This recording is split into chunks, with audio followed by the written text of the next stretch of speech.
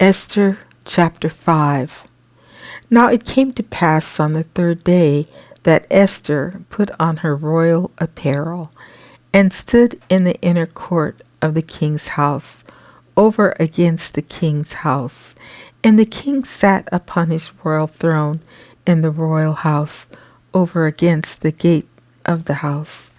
And it was so, when the king saw Esther, the queen, standing in the court, that she obtained favor in his sight. And the king held out to Esther the golden sceptre that was in his hand. So Esther drew near and touched the top of the sceptre. Then said the king unto her, What wilt thou, Queen Esther? And what is thy request? It shall be even given thee to the half of the kingdom. And Esther answered, If it seem good unto the king, let the king and Haman come this day unto the banquet that I have prepared for him. Then the king said, Cause Haman to make haste, that he may do as Esther hath said. So the king and Haman came to the banquet that Esther had prepared. And the king said unto Esther at the banquet of wine, What is thy petition? And it shall be granted thee. And what is thy request? Even to the half of the kingdom it shall be performed.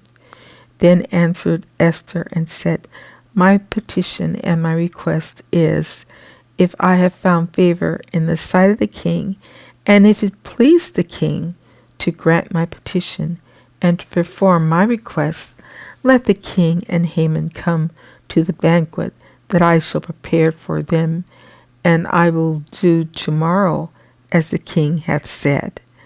Then went Haman forth that day, joyful and with a glad heart. But when Haman saw Mordecai in the king's gate, that he stood not up, nor moved for him, he was full of indignation against Mordecai.